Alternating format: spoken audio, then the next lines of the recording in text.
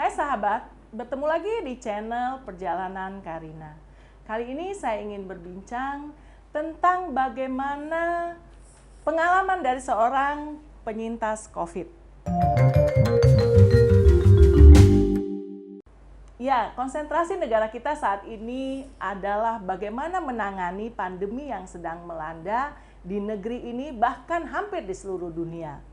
Untuk itu, saya ingin berbincang dengan keponakan saya yang baru saja berhasil melewati dan sembuh dari penyakit yang dideritanya akibat dari COVID-19, yaitu Richard Biondi. Hai Biondi. Halo. Apa kabar kamu? Puji Tuhan baik. Jadi udah keluar nih ya dari rumah sakit. Sudah keluar. Biondi, selama ini aktivitasnya apa? Saya mengajar dan juga sedang mengambil S2. Jadi mengajar di salah satu sekolah teologi. Sekolah teologi. Iya. Terus juga mengambil S2 di UKI. Di UKI. Oke. Nah, Biondi cerita dong gimana awalnya bisa kena COVID itu, terpapar. Jadi sebenarnya waktu kalau kena di mana saya kurang tahu. Nggak tahu ya, karena memang di mana-mana virus itu. Tapi gitu. secara prokes saya udah ketat banget, pakai masker, rajin cuci tangan, kemudian bawa hand sanitizer. Kemana-mana pasti itu. Ya tante ingat ketika telepon Biondi awal tahun lalu itu bilang, Biondi main ke tempat tante. Biondi bilang, aduh masih COVID-an gitu ya. Iya. Jadi Biondi justru paling protap kesehatannya paling ketat banget ya prokesnya gitu. Tapi masih tetap papar juga. Terpapar. Memang kebetulan waktu itu bolak-balik juga kan ke kampus. Tapi kan tidak lepas masker. Tidak lepas masker dan protap juga dilaksanakan dengan baik ya. Juga di sana kan juga hand sanitizer, juga pemeriksaan suhu badan dan lain sebagainya. Tapi akhirnya Biondi terpapar juga. Iya. Nah, bagaimana awalnya Biondi itu bisa tahu sih kalau ini ternyata gejala COVID nih gitu? Pertama itu saya merasakan badan lemas banget. Badan lemas, kemudian pusing, terus demam. Ya saya pikir mungkin karena kecapean bolak-balik gitu. Cuman tiba-tiba di hari ketiga setelah saya mengalami beberapa gejala, saya mengalami yang lemes itu lemes banget. Sampai untuk menuju ke toilet aja itu udah nggak sanggup gitu. Seperti itu awal, akhirnya saya mulai tanya ke itu keluarga. Biondi masih di asrama? Masih di asrama. Awal tahu itu masih di asrama. Dan akhirnya isolasi mandiri. Iya, tepat sekali. Isolasi mandiri di apartemen sempat ya. Iya. Untuk supaya terhindarlah teman-teman yang lain tidak terkena terpapar virus ya, oke. ini. By the way, di asrama Biondi ada yang terpapar selain Biondi? Pada akhirnya setelah saya dikabarkan memang ada beberapa mahasiswa lainnya juga terpapar, tapi dengan gejala yang ringan. Yang OTG lah boleh Yang dikatakan OTG, demikian ya. iya. Tapi Biondi kemudian menjalani isoman di apartemen. Di apartemen. Itu berapa hari isomannya? Kurang lebih 3 hari. Nah 3 hari ternyata Biondi nggak kuat juga? Nggak kuat karena saya setiap malam itu demam tinggi. Kemudian setelah demam tinggi. Sampai berapa demamnya? Ya mungkin 38, 39 ya. Oke, I see. Kemudian ada satu malam ketika itu saya terbangun, badan saya basah karena udah mungkin keringat dingin ya. Terus dada saya merasa sesek dan nyeri. Nyerinya itu sekujur badan dan terutama bagian dada. Oh, jadi ketika bernafas tuh terasa sakit? Iya, udah mulai ada yang sesuatu yang menekan seperti itu. Dan saat itu Biondi udah tahu belum kalau Biondi positif COVID? Sudah. Jadi mengambil tindakan isoman di apartemen itu karena sudah tahu bahwa itu hasil dari PCR. Oke, pikir waktu itu bisa lah isolasi mandiri aja gitu. Terus apa yang membuat Biondi aja memutuskan untuk ke rumah sakit? Ke rumah sakit pertama karena gejalanya saya yang tadi demamnya suka setiap malam, badan terasa nyeri, kemudian saya lihat saturasi oksigen.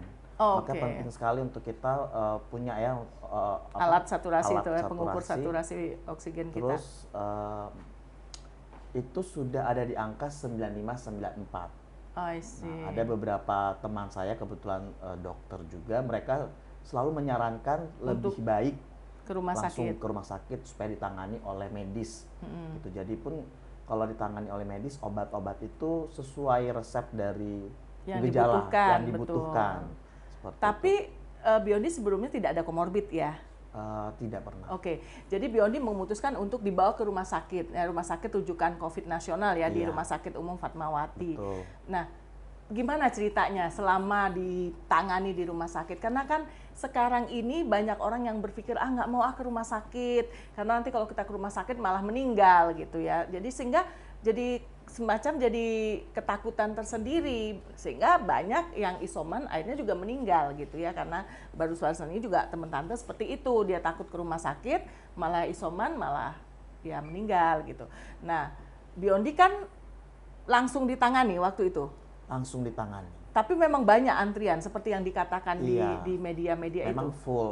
Memang full, tapi mungkin karena waktu pengecekan pertama mereka melihat saya juga sudah cukup Parah. harus Kondisinya cukup parah ya. dan harus segera ditangani, maka pihak rumah sakit pun menghandle langsung untuk memberikan perawatan langsung, foto paru, toraks, kemudian hasil dari foto toraks tersebut mereka langsung memberikan saya obat-obatan dan langsung diinfus di UGD. Oh, sempat di UGD. Sempat di UGD, pada saat itu saya hanya duduk karena memang sudah full. Jadi nggak dapat tempat? Tidak ada tempat tidur di UGD. Sudah habis? Sudah habis. Dengan pasien COVID semua? Iya, pasien COVID semua. Jadi hanya duduk, dikasih kayak tempat duduk begitu sampai berapa lama? Itu hanya kurang lebih 4 jam saya menunggu di UGD, dan setelah itu saya langsung suster datang untuk ngecek jantung. Oke. Jadi saya ada dicek jantung juga, kemudian langsung menuju ke kamar perawatan. Di kamar perawatan sekamar berapa orang? Dua orang. Jadi ketika kan sempat tuh ya, kita sempat tante sempat telepon Biondi gitu ya, lagi dalam itu apa yang Biondi rasakan, karena kan di dalam kamar tuh isolasi, tidak boleh ada keluarga yang menunggu gitu. Berjuang sendirian itu gimana rasanya? Ya mungkin secara mental ya. Iya, lebih drop. Lebih ke mental dia, serangnya ke mental ya pasti drop. Cuman bersyukurnya adalah keluarga, rekan-rekan, teman-teman itu selalu mensupport. Untungnya kita punya handphone. Iya, jadi semua video call-an. Video call. Nah, itu juga memberikan saya semangat. Ya, pastinya imun naik ya. Seperti itu. Nah, kan Biondi sempat cerita nih, ketika di dalam masa perawatan itu banyak yang meninggal nih pasien, bahkan teman sekamar Biondi. Teman sekamar pun meninggal. Jadi kalau berbicara mengenai yang meninggal, itu udah saya lihat sejak di UGD. Oh, jadi di UGD memang benar itu berarti berita bahwa banyak kematian akibat COVID ini gitu. Betul, itu memang betul, mungkin ya karena terlambat penanganan. Terlambat penanganan atau ada komorbid yang memicu kondisinya menjadi semakin parah gitu. Nah, apa yang Biondi rasakan ketika di sebelah Biondi meninggal dunia? Nah, itu juga saat-saat yang menegangkan buat saya pribadi. Teman sekamar, bukan akhirnya, tapi melihat sendiri meninggal. Saya baru ada, itu kebetulan di ruang ICU. Iya, waktu itu Biondi sempat di ruang ICU ya? Karena terus drop, akhirnya dilarikan ke ICU untuk sempat pakai ventilator? Puji Tuhan tidak menggunakan ventilator, tapi menggunakan oksigen yang biasa itu ya? 2 kali ganti. Pertama yang kecil yang cuma dicolok, kemudian karena drop diganti dengan yang ketutup hidung sama mulut. Kayak masker ketutup semua. Nah, terus ketika Biondi menyadari di sebelah Biondi udah meninggal, atau Biondi melihat saat-saat terakhir pasien di sebelah mungkin karena Biondi. Saya juga tidur, saya tidak itu malam? Tidak malam, malam itu. Tapi waktu saya nggak tahu ya waktu posisi dia meninggalnya, karena saya tidak melihat. Cuma tiba-tiba suster datang, ngecek segala sesuatunya, ya diusahakan untuk perawatan lebih, tapi ternyata sudah tidak bisa dirawat. Seperti itu. Dan sempat tertahan sampai semalam? Tertahan semalam, ya mungkin ya karena antrian. Gitu. Karena memang pengalaman kemarin saya mengurus sahabat saya yang meninggal dunia juga, untuk jadwal pemulasaran jenazahnya aja itu harus antri gitu. Akhirnya kita mengambil keputusan untuk mengambil jasa swasta gitu. Karena memang banyak sekali dan mungkin tenaga medisnya juga terbatas ya, atau jumlah pasien yang sangat banyak ketika itu. Nah, berarti semalaman Biondi tidur dengan jenazah ini. Iya. Gimana rasanya? Iya, karena memang saya juga tidak pernah mengalami sebelumnya. ya adalah perasaan-perasaan yang tidak nyaman seperti itu. Ya tapi ya pada akhirnya saya harus menguatkan diri saya untuk ya sudah seperti itu ya kita lewati saja prosesnya. Tapi sempat nggak Biondi berpikir, wah ini akan akhir hidup saya nih, gitu? Sempat berpikir seperti itu ya karena kita juga melihat berita-berita yang menakutkan dan sebagainya seperti itu. Jadi ya pada saat saya ada di ruang ICU dengan keadaan yang sudah agak drop, sudah terlintas pikiran tersebut. Ya mungkin ini akhir dari segala akhir hidup saya sempat berpikir seperti itu. Tapi selalu ya ada keluarga, yang teman, menguatkan, sahabat yang memberikan kekuatan untuk semangat. Ayo gitu, Biondi semangat ya gitu. Ya, jadi mungkin itu juga dibutuhkan ya. Benar. Bagi seorang pasien yang terpapar COVID, Iya. itu membutuhkan sebenarnya dukungan, lebih ke Dukungan. dukungan emosional ya, dengan kehadiran. Tapi kan memang permasalahannya, ini kan diisolasi tidak bisa dijaga, dan Iya. mungkin tidak semua rumah sakit juga bisa pegang handphone kali. Iya benar. Kebetulan Gitu. di Fatmawati saya diizinkan. Diizinkan ya. Diizinkan, jadi apa namanya? Jadi untuk pihak mengisi keluarga waktu menunggu itu bisa dengan video bisa call. video call. Ya. Tapi memang tidak sering karena keluarga juga sepakat untuk jam berapa karena kan tidak mau mengganggu saya istirahat dalam perawatan ya, juga seperti itu. Berapa hari Biondi di rumah sakit? Pokoknya saya masuk tuh dari tanggal 26 Juni dan saya keluar dari rumah sakit tanggal 7 Juli. Oh, berarti hampir 10 hari ya? Hampir 10 hari Nah, lebih. Biondi, bener nggak sih katanya kalau orang COVID itu mati rasa, mati penciuman gitu. Emang Biondi merasakan itu juga? Iya, itu benar. Itu mulai hari keberapa? Mulai kehilangan saya tuh mulai rasa hari dan penciuman ketiga. itu? Hari ketiga. Berarti waktu masih di apartemen dong? Masih di apartemen. Oh, saya tiba-tiba pengen cium, saya suka pakai minyak kayu putih. Cuman waktu saya pakai kok udah nggak ada bau gitu kan. Akhirnya saya coba tanya sama keluarga, kayak kamu sudah hilang penciumannya gitu. Akhirnya saya coba ambil agak banyak dan saya celup gitu di hidung, sama sekali nggak ada bau. Nggak tercium apa-apa. Tidak tercium apa-apa. Terus kalau perasaan? Perasaan. Iya, hilang rasanya? Hilang. Yang penting bukan rasa cinta ya? Iya, bukan. Perasaan tetap ada, tapi mungkin indera perasa ya. Iya, indera perasaannya yang juga. iya betul. Rasa cintanya tetap ada ya. Tetap Berarti ada. Rasa manis, asam, asidnya udah Itu hilang. udah nggak ada. Jadi tidak ada rasa yang dimakan itu, ya rasanya flat gitu. Tapi mual-mual juga. Itu mual waktu sudah ada di rumah sakit. Diare atau gitu kan ada berapa gejala katanya diare seperti Justru itu. kalau saya ada masa seminggu saya tidak bisa buang air. Oh. Tidak ada, kurang lebih saya seminggu tidak bisa buang air. Terus tapi mual, muntah-muntah. Mual pada saat mau makan itu muntah. Mual. Jadi tapi karena saya semangat untuk sembuh, untuk katanya kan kalau COVID harus banyak makan. Jadi saya harus memaksakan makan walaupun tidak ada rasanya. Walaupun tidak ada rasa, jadi harus saya telan semua.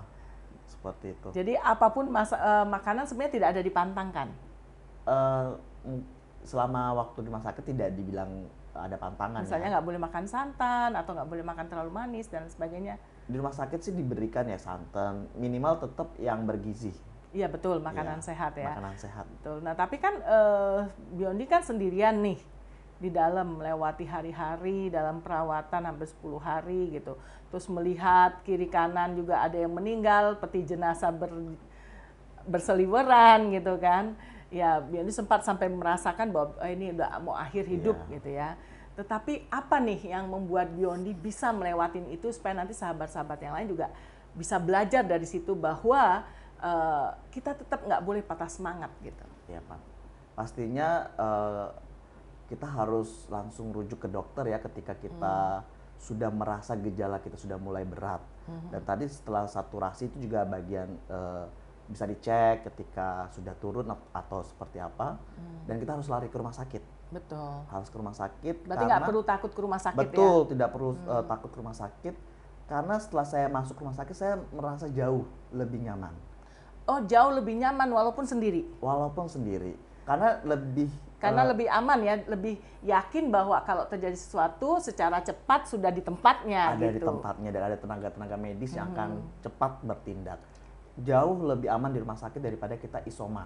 Isoman sendiri. Isoman tuh lebih menderita kali ya? Lebih menderita, sudah sendiri, tidak ada tim perawatan juga. Dan kita mengarang-arang obat untuk diri kita sendiri, minum vitamin, minum ini, minum itu gitu orang kasih masukan ini kita minum gitu kan. Karena apapun saran kita jadi terima, percaya aja jadi gitu. percaya karena pengen cepat sembuh. Betul. Gitu. Tapi kalau di rumah sakit semua kan atas dasar pengecekan lab. Betul, betul. Pengecekan lab. Jadi yang saya tahu, saya tanya ke suster kalau misalnya ada jadwal ngambil darah itu hampir setiap malam ngambil darah. Dan saya selalu tanya untuk berarti apa? Hebat dong ya, setiap malam itu dicek benar-benar gitu. Itu untungnya kalau kita ke rumah sakit sebenarnya. Betul. Jadi setelah dicek saya tanya untuk apa? Ini biasanya untuk pengecekan lab untuk mengetahui virus itu masih ada atau penyakit-penyakit lain apa ada. Nah, kemudian itulah hasil dari lab kemudian diberikan resep dokter. Itu yang saya sedikit bercakap dengan para perawat. Nah, kan tenaga medis sendiri di sana melayaninya seperti apa? Itu saya kasih ancung 2 jempol ya untuk para perawat kita di itu, rumah sakit luar biasa atau di rumah sakit manapun ya yang mereka berjibaku mendampingi pasien-pasien COVID luar biasa gitu, banget tanpa memikirkan risiko mereka sendiri sebenarnya. Mereka nggak hanya ngerawat tapi mereka juga kasih semangat, kasih masukan dan luar biasa banget tenaga perawat. Saya sangat berterima kasih di sana mereka. Ya. Nah, Biondi nih, sekarang kan Biondi udah melewati ini semua gitu. Sementara kan COVID saat ini malah justru semakin seperti tidak terkendali gitu. Kayaknya di mana aja, kalau tahun lalu kan kita mendengar yang menjadi korban itu masih orang jauh walaupun kita kenalan jauh. Tapi kan kalau sekarang itu udah orang-orang terdekat di circle kita udah ikut menjadi korban dari COVID ini. Nah, apa yang Biondi ingin sarankan kepada orang-orang yang mungkin belum terpapar COVID ya, alhamdulillah puji Tuhannya sampai hari ini gitu. Pesan saya tetap pastinya harus protokol kesehatannya tetap dijaga. Ya. Kemudian asupan gizi, ya. Vitamin, makanan yang sehat supaya kita bisa terhindar ya dari COVID ini. Oke. Ya. Selain itu juga kita mendekatkan diri kepada Sang Pencipta kita. Iya betul. Itu yang paling utama ya. Karena iman itu kepercayaan bahwa Tuhan pasti memberikan yang terbaik. Amin, gitu tuh. Itu yang harus betul-betul ya. Jadi selain iman juga harus ditingkatkan gitu ya. Benar. Itu yang paling utama gitu. Mungkin itu juga Biondi mungkin lebih mudah ya karena kan lingkungan Biondi memang orang-orang dari gereja dan lain sebagainya. Tetapi kan apapun agama kita lebih memasrahkan diri kepada Tuhan. Betul. Gitu ya. Tetap tunduk pada peraturan obat-obatan yang diberikan maupun treatment atau terapi yang diberikan di rumah sakit gitu. Nah, kalau yang Tante dengar Biondi sempat mendapat donor plasma ya? Iya, betul. Itu kenapa sampai harus membutuhkan donor itu? Mungkin keadaan aku waktu itu udah sangat drop. Iya, drop. Jadi itu perlu mungkin untuk antibody ya untuk lebih kuat dan lebih cepat sembuh.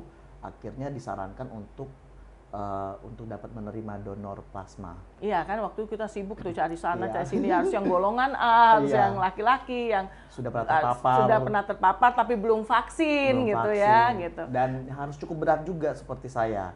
Karena kakak saya juga mau memberikan donornya karena dia juga kebetulan terpapar tapi hanya OTG. Oh, jadi tidak bisa? Tidak bisa, harus yang gejala berat. Oh, jadi yang bisa memberikan donor plasma itu harus juga yang pernah mengalami COVID yang dalam kategori sudah sedang berat ya? Iya, seperti gitu. Oh, jadi nggak bisa sembarangan. Misalnya kita udah OTG nih, gitu kita mau donor gitu nggak bisa ya ternyata? Nggak bisa, nanti ada pengecekan biasanya waktu Oke, I see. Dan itu harus sesuai dengan yang golongan darahnya juga ternyata harus sesuai. Saya pikir dia udah COVID ya boleh ke siapa aja. Ternyata banyak hal juga ya. Iya. Harus disesuaikan dengan golongan darah. Dan Biondi berapa itu? Saya dapat 2 kantong. Dapat 2 kantong. Dapat 2 kantong untuk didonorkan Biondi. Memang terasa langsung seger atau gimana ketika setelah habis mendapat donor plasma itu? Bisa tidur. Bisa tidur lebih nyaman dan sebelumnya itu saya nggak bisa tidur. Pokoknya mungkin saya tidur itu hanya di pagi, malam itu nggak bisa tidur.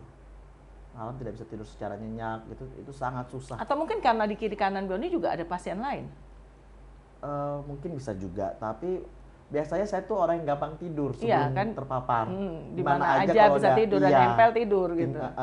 Cuman pada saat terserang COVID itu saya tidak bisa tidur nyenyak.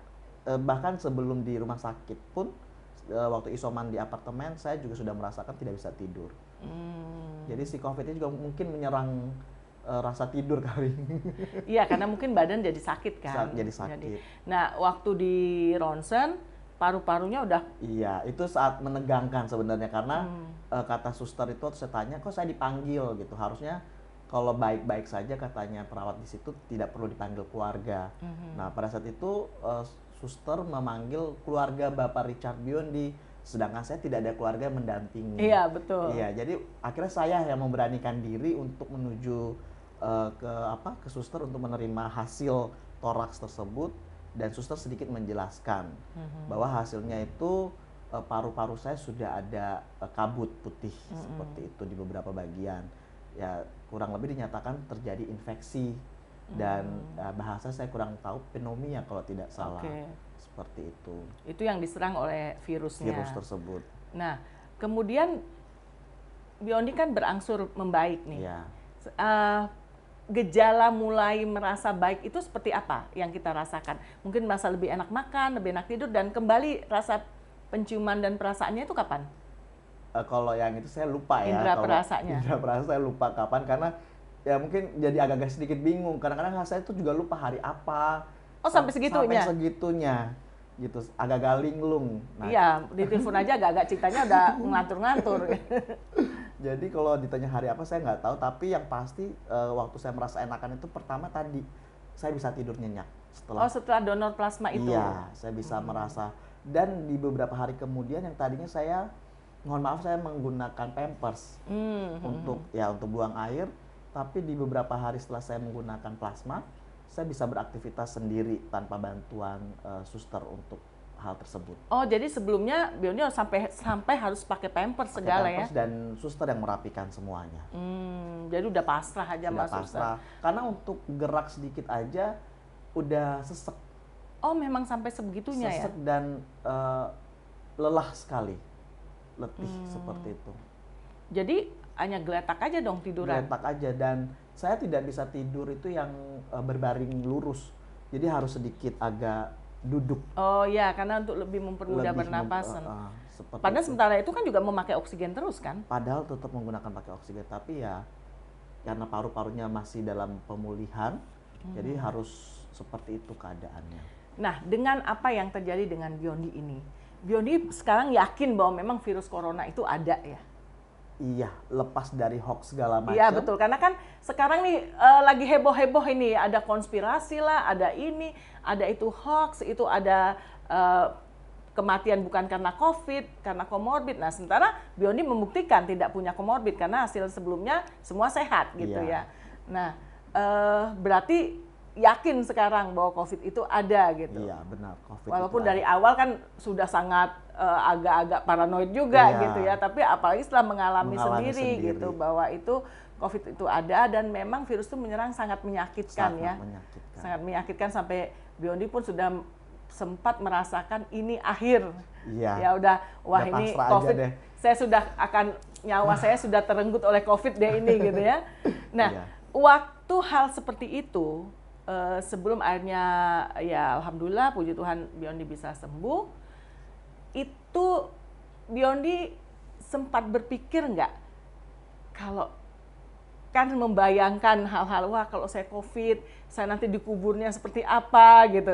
Ya pasti ya, dengan protokol. Ya protokol pasti jenazah COVID itu COVID gitu. Nggak akan ada yang datang gitu kan, hanya ya sempat mikir seperti itu. Sempat berpikir seperti itu. Sempat berpikir ya, namanya kekhawatiran pasti ada ya. Iya betul, pikir wah nanti jenazah saya nggak ada ibadahnya, nggak ada pelepasan gitu ya. Nggak ada pelepasan, keluarga nggak datang, cuma mungkin lewat video call juga gitu kan. Iya betul. Ya tapi puji Tuhan, ya Tuhan menolong saya. Betul. Melewati yang kita semua. juga berharap mereka yang mulai merasakan badan tidak enak, untuk tidak ragu-ragu lagi untuk langsung pergi ke rumah sakit ya Biondi. Jangan seperti Biondi sempat transit di apartemen nih. Iya. Betul, 3 hari kan? 3 hari. Harusnya kalau dari itu dari asrama langsung ke rumah Langsung ke sakit, rumah tapi sakit. mungkin masih karena ketakutan juga Iya. kalau di rumah sakit gitu. Jadi ternyata rumah sakit itu perawatannya sangat Sangat baik sangat ya. baik. Dan sekarang kan juga pemerintah mewajibkan hampir semua rumah sakit harus mempunyai fasilitas untuk pasien Rawat COVID gitu ya. Nah di Biondi dirawat di rumah sakit Fatmawati. Waktu itu memang rujukan COVID ya. COVID nasional. Nah, oke, Biondi, apa yang ingin Biondi sampaikan sekarang ke masyarakat yang pro dan kontra terhadap COVID ini gitu? Oke, jadi lepas dari ada yang percaya atau tidak percaya, pertama kita juga harus ikutin aturan pemerintah. Betul. Ya, untuk tetap prokes, untuk menjaga imun, menjaga iman, rajin berdoa, beribadah sebaik mungkin karena masa-masa ini juga sangat sulit. Betul. Gitu ya. Apalagi dengan PPKM dan sebagainya. Iya, jadi bukan hanya kita kan kadang-kadang banyak masyarakat kita terpaksa keluar karena kebutuhan. Akan sesuap nasi seperti itu gitu. Tapi tetap harus prokes ya. Harus prokes. Nah, setelah Biondi sendiri melewati semua ini, apa yang Biondi rasakan sekarang? Rasakan tentunya rasa syukur dong. Rasa syukur itu ya, masih diberi kesempatan second chance gitu ya. Iya, betul. Di luar yang kemarin saya lihat teman sekamar saya dipanggil, maksudnya dipanggil meninggal Sang dunia. Pencipta. Kemudian setiap hari ada peti jenazah stainless. Itu saya kalau lihat stainless akhirnya jadi aduh apa ini lagi, apa ini ya. Oh, bisa lihat emang? Bisa lihat karena lewat-lewat. Karena kan saya kan posisinya duduk dan ruangan saya kan kaca. Kaca, jadi kalau ada yang lewat itu bisa dilihat dengan jelas. Jadi kalau udah dan itu terjadi hampir tiap hari. Hampir tiap hari. Sehari bisa berapa kali begitu? Iya. Tapi yang saya dengar dari perawat yang sembuh dan yang pulang ke rumah itu juga banyak. Berarti sebenarnya persentasenya lebih banyak yang sembuh. Banyak yang sembuh. Ya, cuma terkadang kan media ini selalu mengabarkan yang mengerikan gitu. Seharusnya memang masyarakat itu diberikan berita-berita yang positif sehingga semangat untuk berjuang melawan COVID ini bisa tertanam ke kita semua ya. Betul. Jadi, tapi kan kalau berita-berita yang diberikan, kalau sekarang grup WhatsApp, grup di Facebook, isinya berita-berita kematian gitu, itu kan ikut juga menurunkan imun kita. Akhirnya gitu. Saya memutuskan waktu itu untuk tidak menggunakan media sosial dulu. Sampai sebegitunya? Iya, jadi saya karena trauma sempat. Seperti itu. Jadi ya saya hanya banyak membaca firman Tuhan. Akhirnya saya lebih ke situ. Iya, jadi sudah tidak mau terpengaruh lagi dengan ini. Karena berita-beritanya itu udah nggak positif. Betul. Gitu. Dan juga ketika kita sakit, kalau kita tidak pergi ke rumah sakit, itu malah kita mendapat masukan-masukan yang begitu banyak yang membuat kita akhirnya bingung ya. Bingung. Iya. Betul. Jadi seperti itu. Karena minum itu. Bener. Ini untuk ini, lakukan ini gitu. Iya. Ya karena mungkin saya berpikir itu juga baik, ya saya coba. Hampir semua dicoba. Pokoknya semua ada saran dicoba. Dicoba semua. Tapi akhirnya yang terbaik tetap di tangan medis di tangan medis, gitu. Karena ya mereka belajar untuk hal tersebut secara profesional. Betul. Jadi Biondi ingin menyampaikan bahwa kita nggak perlu takut deh ke rumah sakit. Tidak perlu takut. Karena dari semua juga ajal itu juga di tangan Tuhan. Benar. Tetapi kita juga harus berikhtiar kan gitu. Berhikmat. Kalau isoman kadang-kadang kan kita tidak tahu gitu karena kecuali kita paham tentang medis gitu ya. Oke, ada hal lain yang Biondi ingin sampaikan? Ya itu tadi, jangan lupa prokes. Apalagi ya, jangan sampai kena, karena kalau kena itu nggak enak banget. Nggak enak banget. Sama sekali nggak enak banget ya. Iya. Kecuali ya, kalau kebetulan cuma OTG, tapi kalau udah gejala sedang dan gejala berat, ya itu kadang-kadang kan orang suka bilang, itu cuma COVID, karena mungkin mereka OTG atau mereka hanya gejala ringan. Tapi kan kondisi setiap orang kesehatannya beda-beda. Betul. Dan juga memang benar saran pemerintah untuk kita di rumah aja lebih baik ya. Karena kan seperti Biondi juga sampai sekarang kan nggak tahu pastinya terpapar di mana gitu ya. Oke, saya memang ke kampus, tapi apakah di asrama, apakah di jalan ketika melakukan kegiatan di luar gitu. Nah itu saya pikir pemerintah cukup bekerja keras untuk memikirkan masyarakatnya gitu. Hanya kadang-kadang ada beberapa orang atau golongan yang melihat sisi negatifnya saja, melihat kekurangannya saja gitu. Ini bukti Biondi bisa sembuh dari COVID walaupun sudah sampai di tahap yang berat ya. sampai kehilangan semua indera perasa, indera penciuman ya. Iya. Tapi tetap dengan rasa cinta. Dengan gitu. rasa cinta dan syukur Iya. tentunya.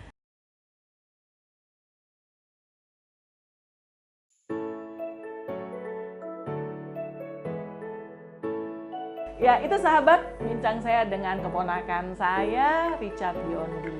Masih banyak cerita lain yang ingin saya sampaikan kepada sahabat. Masih penasaran kan? Ikuti terus perjalanan Karina setiap hari Selasa dan Jumat pukul 8 malam. Don't forget to like, comment, and subscribe. Bye.